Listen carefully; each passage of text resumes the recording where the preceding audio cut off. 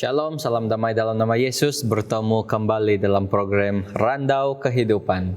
Kita bersyukur kepada Tuhan daripada episode pertama sehingga hari ini kita telah dipimpin oleh Tuhan, dijaga oleh Tuhan. Dan kita ingat beberapa episode yang lalu kita mempunyai halangan untuk bertemu di studio karena pandemik. Tapi puji Tuhan kita akhirnya dapat menyelesaikan juga sesi pertemuan Randau Kehidupan dalam 13 episode, puji Tuhan. Segala apa yang berlaku, masalah yang ada di dalam dunia ini tidak mustahil jika kita minta bantuan daripada Tuhan. Saya berterima kasih juga dengan para panel yang sudah setia bersama-sama dengan saya dalam sepanjang episode. Tidak lain tidak bukan, sekali lagi dengan saya di studio pada hari ini adalah Dr. Gerard, salah seorang pensyarah di Fakulti Kependetaan di Asia Pacific International University. Kita ada Pastor Brian ketika ini melayani di Hope Channel Southeast Asia, dan kita ada Pastor Minsun yang ketika ini menuntut di Fakulti Kependetaan di Asia Pacific International University.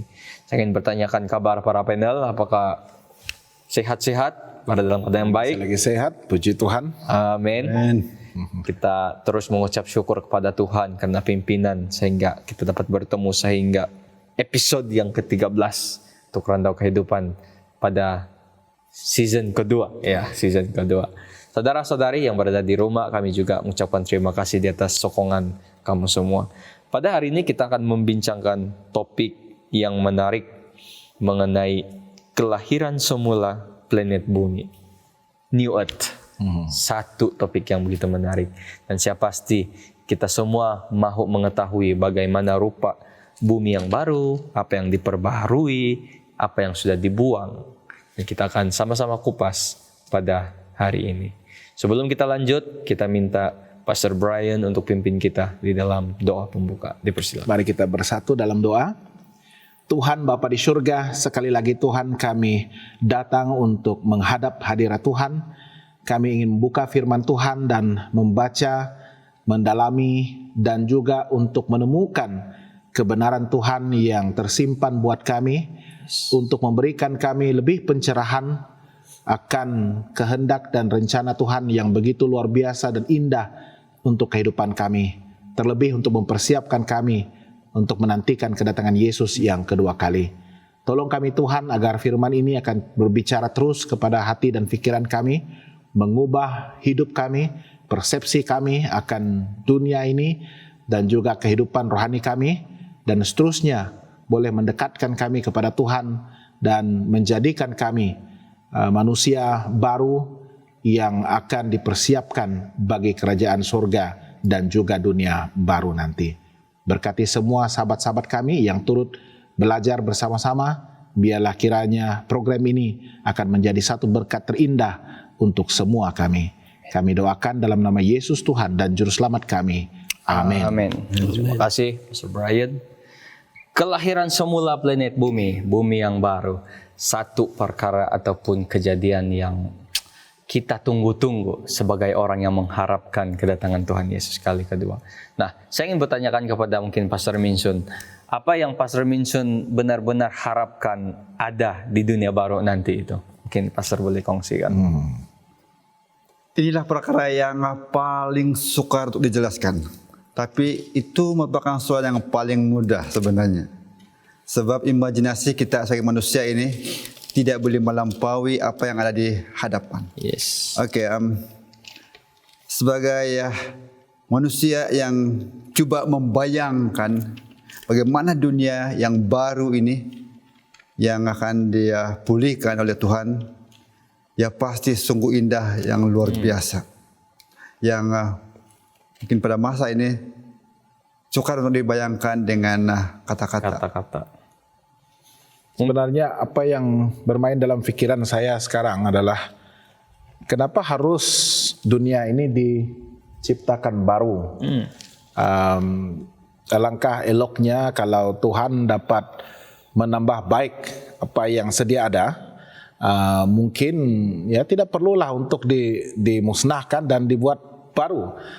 cukup sekadar reset seperti komputer yang sudah haywire, yang sudah lambat, yang sudah agak rosak itu, yang perlu hanyalah tekan butang resetnya saja. Kekalkan dan teruskan mendiaminya. Entahlah, mungkin Dr. Gerard ada penerangan yang lebih hebat lagi. Ya, sebelum kita pergi kepada Dr. Gerard, saya ingin membaca ayat dalam Yesaya 65 ayat yang ke-17. Satu ayat yang menarik. Sebab sesungguhnya aku menciptakan langit dan bumi yang baru. Hal-hal yang dahulu tidak akan diingat lagi dan tidak akan timbul lagi dalam hati. Saya juga ingin tertanya-tanya, apa sebenarnya benda yang hal-hal yang dahulu tidak diingat lagi? Apakah perkara yang negatif, yang buruk, ataupun ini juga termasuk kepada hal-hal yang menggembirakan kita sekarang? Mungkin Dr. Gerard ada ulasan mengenai dunia yang baru ini. Tidak saya tahu semua ini. Cuma saya pikir kita boleh, sebab apapun yang kita sebut mengenai sesuatu yang belum lagi kita alami, yang belum lagi kita dapat lihat, kita hanya boleh spekulasi. Berspekulasi sahaja bagaimana dan sebagainya. Walaupun ada ditulis dalam Yesaya 65 ayat 17 hingga 25, dalam Yesaya 11, kemudian dalam Wahyu 21, kita boleh melihat apa yang berlaku di dunia yang baru itu. Ini semua kita lihat, tapi setakat itu saja. Apa yang hal-hal yang shall not be remembered or come to mind itu, saya pun tertanya-tanya apa itu. Sebab inilah yang kita bilang masih banyak hal-hal yang tidak pernah kita terfikirkan dalam pikiran manusiawi kita. Kita lihat di sini dia sebut mengenai apa yang berlaku di dunia itu, tapi pada masa yang sama Yesaya juga masih menyebut mengenai kematian. Sebab dia juga tidak mengetahui bagaimana di hadapan itu. Dia cuma menyebut ini barangkali yang berlaku apabila bangsa Israel itu sudah kembali ke Babylon, dan dia melihat juga ke depan, tetapi tidaklah sampai ke masa di mana Yohanes boleh melihat dia. Di Yerusalem baru itu, di dunia yang baru nanti. Jadi kenapa harus ada semua yang baru ini? Saya suka merespon dan saya suka mau randau lah. Saya suka memberikan sedikit thoughts mengenai kenapa harus ada total revamp of the planet Earth. Sebab that is the nature of creation. Kalau kamu lihat dalam penciptaan Kejadian 1, dia di sana pada mulanya Allah menciptakan langit dan bumi. Kita diperkenalkan bahwa bumi itu tidak berbentuk dan kosong. Dan apabila Tuhan mencipta dia mempunyai bentuk dan dia diisi, dan menjadilah bumi yang baik dan langit bumi yang sempurna sebelum kejatuhan. Untuk penciptaan semula, Tuhan sebenarnya riset dengan cara itu, di mana bumi tidak berbentuk dan kosong, kemudian dia mencipta semula. Dan itu adalah penciptaan yang kita katakan penciptaan baru, penciptaan semula. Amin. Terima kasih Dr. Gerard di atas idea dan juga penjelasan mengenai bagaimana dunia yang baru yang dijanjikan oleh Tuhan. Dan sangat menarik apabila kita baca Yesaya 65 dari ayat 17 hingga 25. Kita boleh lihat pemulihan yang Yesus janjikan dalam ayat ini. Dan bila saya baca ayat ini, saya teringat perkataan dan saya baru gunakan tadi, yaitu pemulihan. Kita melihat banyak perkara berlaku di dalam dunia. Sebagai satu contoh, kematian berlaku, kesusahan di dalam mencari kesenangan hidup, bagaimana kita mau meneruskan hidup. Dan kalau kita lihat daripada ayat 17 hingga 25, banyak yang dikatakan di sini. Termasuklah dikatakan bahwa mereka akan mendirikan rumah-rumah dan mendiaminya, menanam anggur dan memakan buah. Dan ada juga dikatakan mereka tidak akan bersusah-susah dengan percuma dan tidak akan melahirkan anak yang akan mati mendadak. Kita boleh lihat dalam dunia kita sekarang, ya, banyak case yang apabila ibu itu melahirkan anaknya, sorry to say, meninggal, dan itu perkara yang tidak diingini. Dan di dalam ayat daripada 17 hingga 25 ini diberikan list antara hal-hal yang akan dipulihkan. Ya, saya suka perkataan ini, dipulihkan. Inilah yang akan berlaku di dunia yang baru nanti. Dan siapakah yang akan mendiami dunia yang baru itu nanti? Sudah tentu orang-orang yang mengambil keputusan dari sekarang untuk setia kepada Dia dan akan terus setia sehingga kedatangan Tuhan Yesus. Ini Pastor Brian mau katakan sesuatu. Saya sebenarnya terbayang-bayang tentang pemulihan ataupun riset yang pertama yang Tuhan buat sewaktu kejahatan manusia yang begitu memuncak pada zaman Nuh. Dan pada waktu itu kita tahu bahwa dunia telah dipulihkan, ataupun sebenarnya manusia yang jahat itu sudah pun dimusnahkan dengan air bah. Dan dunia itu adalah dunia yang kita diami pada hari ini. Apa yang Tuhan lakukan adalah untuk menyelamatkan the remnant, ya, kumpulan Noah itu dengan anaknya dan menantunya, dan juga binatang-binatang yang dia ingin teruskan untuk spesiesnya, dikekalkan, dipelihara, dan mereka diselamatkan untuk berada di atas kapal itu. Saya rasa setahun 10 hari mungkin, dan lepas itu apabila dunia itu sudah dibersihkan, tumbuh-tumbuhan baru bertumbuh dan binatang-binatang membiak, bahkan Noah sendiri pun membiak sehinggalah kepada kita semua pada hari ini. So, tidakkah itu mencukupi untuk dilakukan seperti itu?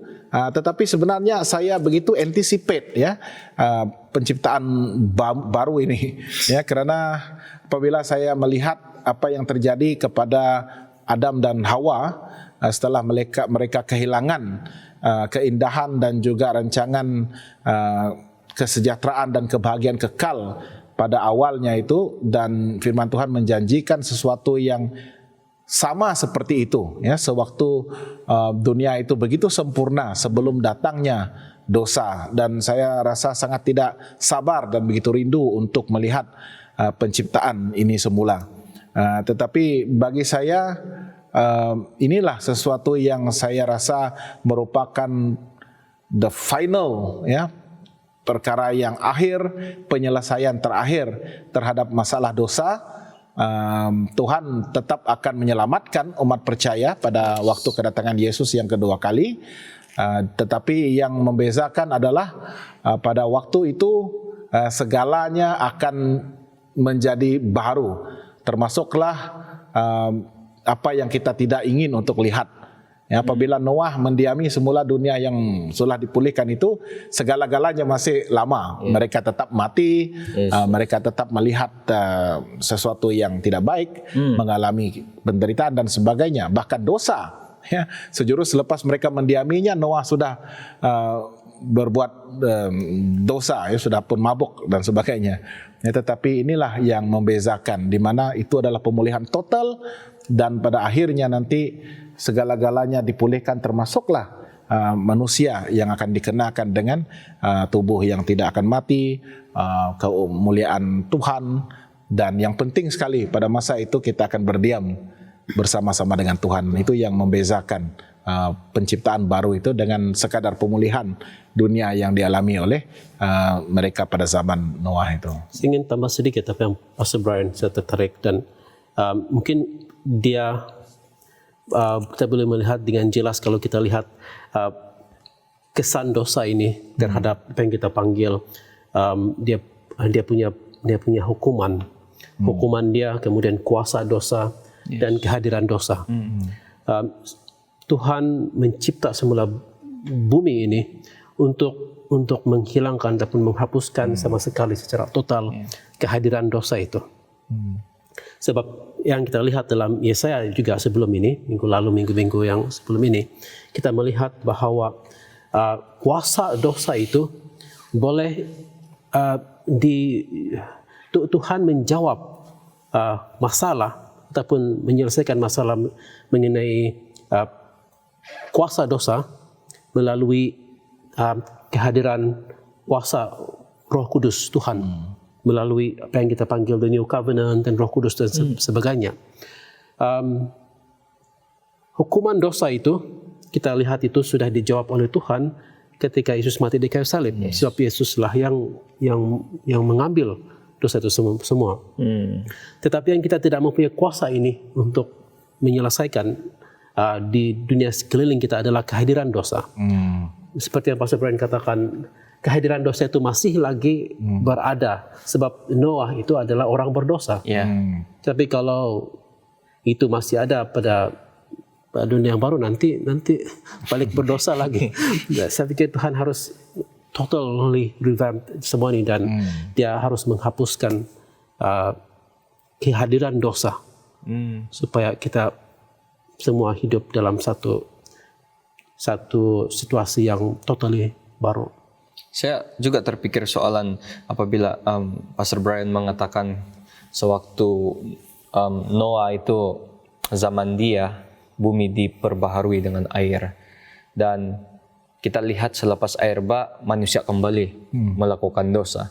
Jadi apabila kita mempelajari dunia yang baru pada saat ini, hari ini, tiba-tiba pula terpikir kalaulah seperti mana yang berlaku pada zaman Noah, dosa itu kembali ada, bagaimana pula nanti bila dunia yang baru yang disebut sekarang di dalam buku Yesaya, dosa kembali timbul.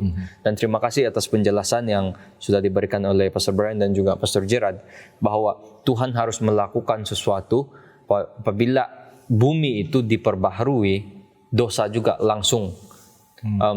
Dia ada satu jaminan bahwa dosa itu tidak akan timbul kembali. Dan saya rasa Tuhan sudah memperlihatkan jaminan bahwa tidak akan ada lagi dosa selepas dunia itu diperbaharui nanti.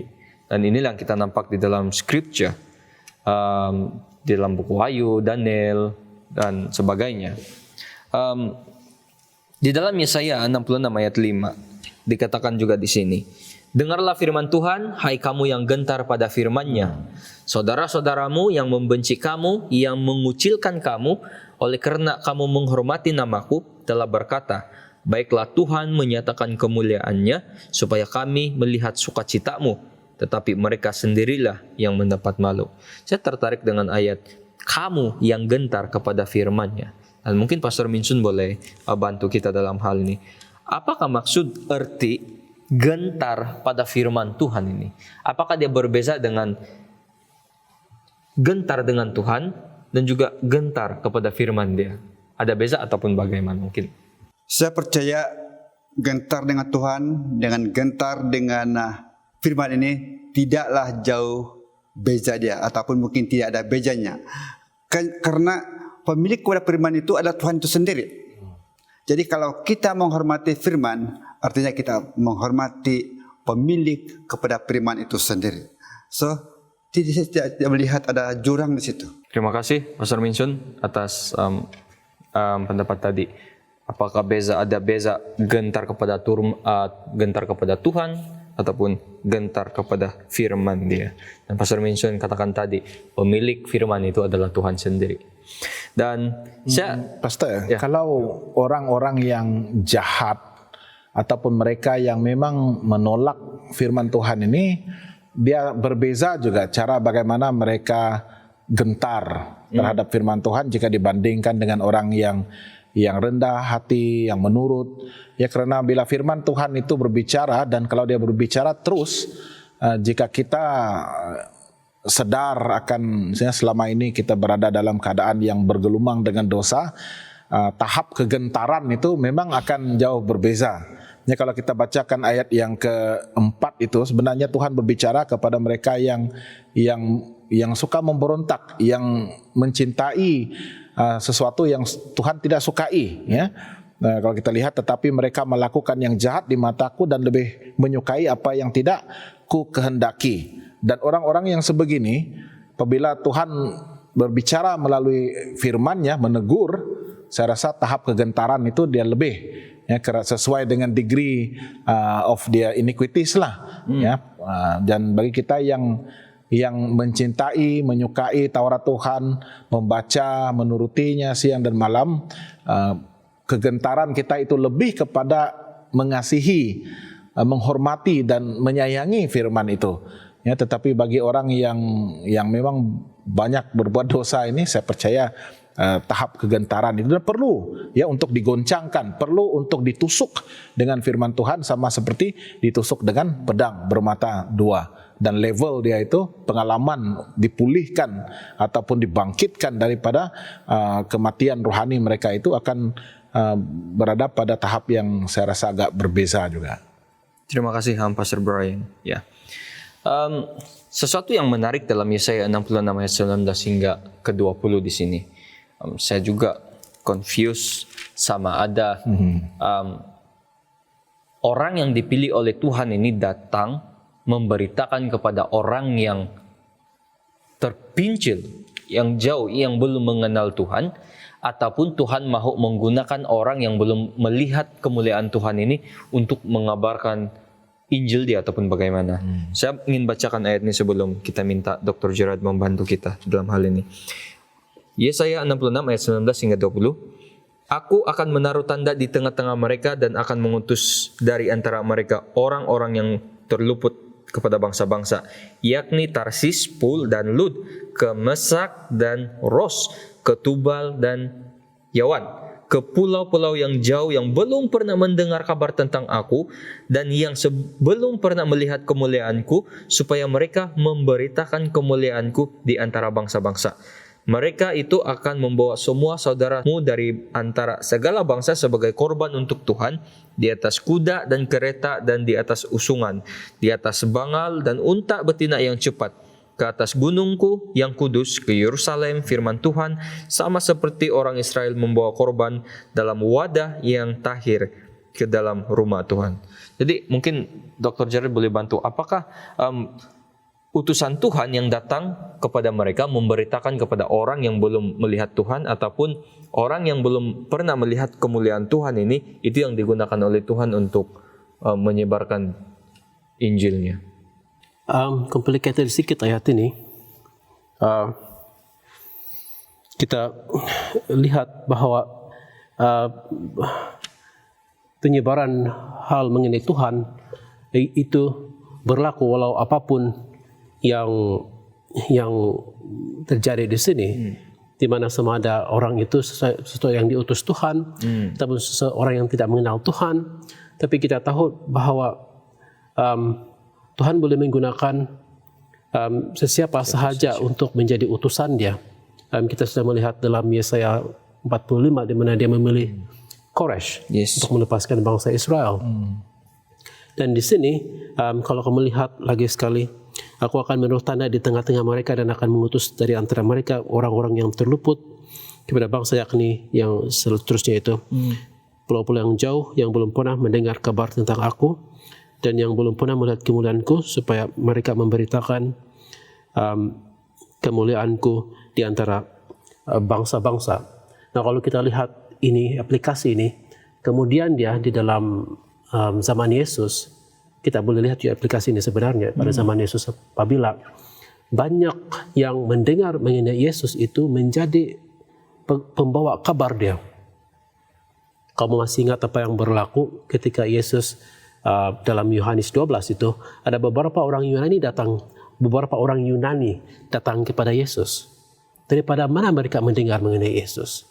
Dan adakah mereka mendengar dan mereka keep for themselves, ataupun mereka juga menjadi pengabar kepada apa yang berlaku kepada Yesus? Juga kamu lihat apa yang berlaku pada masa Pentakosta. Mereka yang belum mengenal Yesus daripada pelbagai tempat, mereka kembali dan membawa itu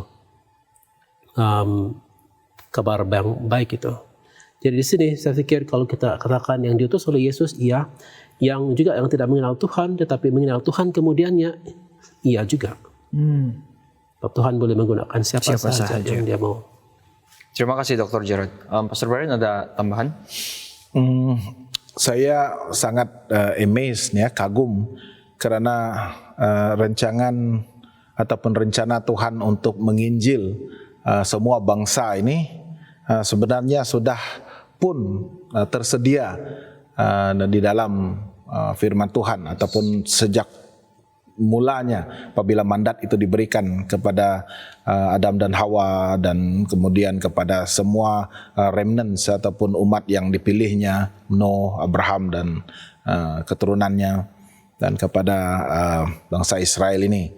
Ya, karena ayat yang ke-18 itu, aku mengenal segala perbuatan dan rancangan mereka dan aku datang untuk mengumpulkan segala bangsa dari semua bahasa dan mereka itu akan datang dan melihat kemuliaanku. So ini adalah hasrat Tuhan untuk menyelamatkan semua orang ya. Karena semua orang yang ada di muka bumi ini adalah ciptaannya ya, dan melalui bangsa Israel ini dan terutama sekali melalui penginjil-penginjil pada zaman ini, saya percaya inilah cara Tuhan untuk menjangkau jiwa-jiwa ini. Dan bagi mereka yang tidak berkesempatan untuk menerima perkabaran Injil melalui usaha penginjilan yang dilakukan oleh para misionaris kita, para pendeta-pendeta dan pemimpin-pemimpin gereja dan anggota gereja juga. Ya, Tuhan mempunyai cara yang berbeza untuk membawa terang itu kepada mereka. Tetapi apa yang saya terharu adalah panggilan Tuhan untuk setiap kita ini supaya menjadi utusan dan penginjil bagi Tuhan. Dalam apa juga kapasiti kita, apa saja peluang yang Tuhan sudah percayakan kepada kita itu gunakan dengan sebaik mungkin ya, karena kita tidak tahu pada saat itu orang itu benar-benar ingin memerlukan pengharapan mereka akan kabar baik tentang penyelamatan dan juga keperluan kepada juru selamat itu sendiri. Terima kasih Pastor Brian. Saya percaya sebagai orang-orang yang setia kepada Tuhan, salah satu penantian yang kita tidak sabar-sabar adalah hidup di dalam dunia yang diperbaharui, hidup di dalam dunia yang tidak ada tidak ada tangisan, yang tidak ada air mata, dan kita rindu ataupun kita berharap untuk bersama-sama dengan pencipta kita. Itulah satu momen yang ditunggu-tunggu, yang kita bayang-bayangkan. Dan saya percaya apa yang kita bayang-bayangkan sekarang ini, apabila sudah sampai masanya, saya percaya dia akan melangkaui imajinasi kita sekarang. Saya ingin baca petikan dalam The Great Controversy muka surat 678 coba untuk mengakhiri randau kita pada hari ini. Pertikaian besar telah berakhir, dosa dan orang-orang berdosa tidak ada lagi. Seluruh alam semesta sudah bersih. Suatu denyut keharmonisan dan kesukaan berdetak di seluruh alam kejadian. Dari Dia yang menciptakan semuanya, mengalir kehidupan dan terang dan kesukaan ke seluruh jagat raya yang tidak ada batasnya.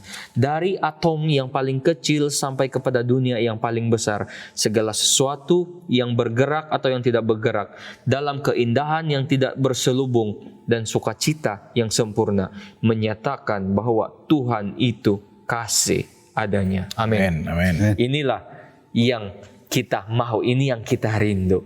Dan saya percaya saudara-saudari yang menonton juga, inilah pengharapan kita, pengharapan terbesar. Dan satu juga peringatan kepada kita untuk sampai, untuk berada di tempat yang disebutkan ini, tempat yang tidak ada dosa, tempat yang tidak ada tangisan, adalah dengan hidup setia setiap masa, dengan menunjukkan pandangan kita hanya untuk Tuhan, dan menjadikan kehidupan kita sebagai satu juga alat untuk menerangi orang lain dan memberitakan, mengongsikan pengalaman kita berjalan bersama-sama dengan Yesus. Jadi saudara-saudari, kami mahu ataupun kami mendoakan saudara-saudari juga terus kuat apa saja cabaran yang kita akan lalui di luar sana, Yesus satu-satunya sumber sandaran kita.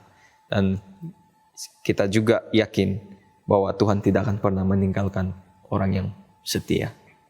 Saudara-saudari, para panel, saya ingin sekali lagi mengucapkan terima kasih di atas kesetiaan, keterlibatan kamu sepanjang 13 episode bersama-sama dengan saya di dalam Randau Kehidupan season yang kedua.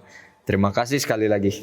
Kalau Thailand katakan, saya tidak tahu pada punya bahasa, tapi dia akan begini. Why? So, kami juga mengucapkan terima kasih kepada para penonton sudah menyokong kami di dalam program Randau Kehidupan selama 13 episode. Untuk menutup program kita pada kali ini, saya ingin memberikan penghormatan kepada Dr. Gerard sekali lagi, pimpin kita di dalam doa penutup. Dipersilakan. Tuhan Bapa dalam kerajaan syurga, terima kasih sebab kami sudah sampai di penghujung musim ini. Dan kami sudah melihat semua yang telah diperkatakan oleh Tuhan melalui Nabi Yesaya, di mana kami melihat masalah dosa itu, namun juga pengharapan yang datang daripada Tuhan mengangkat kami dan menyelamatkan umat-umat manusia. Kami bersyukur sebab janji Tuhan yang akan memberikan kami janji mengenai dunia yang baru dan bumi yang baru. Biarlah kami terus bertahan dan tetap teguh dalam iman kami, sementara kami melakukan tugasan dan misi Tuhan dalam dunia ini menjadi terang bagi Tuhan, menjadi hamba-hamba Tuhan. Kami pohon agar para pendengar juga akan terus diberkati, sementara mereka terus mempelajari dan mendalami firman Tuhan. Terima kasih ya Tuhan sebab Engkau mendengar ini semua. Kami serahkan dalam nama Yesus. Amin. Amin. Terima kasih Dr. Gerard. Saudara-saudari yang menonton juga, terima kasih karena bersama-sama dengan kami. Sampai sini saja program Randau Kehidupan season kedua kita. Tetapi jangan lupa, saya percaya dan yakin Tuhan akan bersama-sama kita lagi dalam Randau Kehidupan sesi ataupun season 3. Tuhan memberkati kita semua. Jumpa lagi.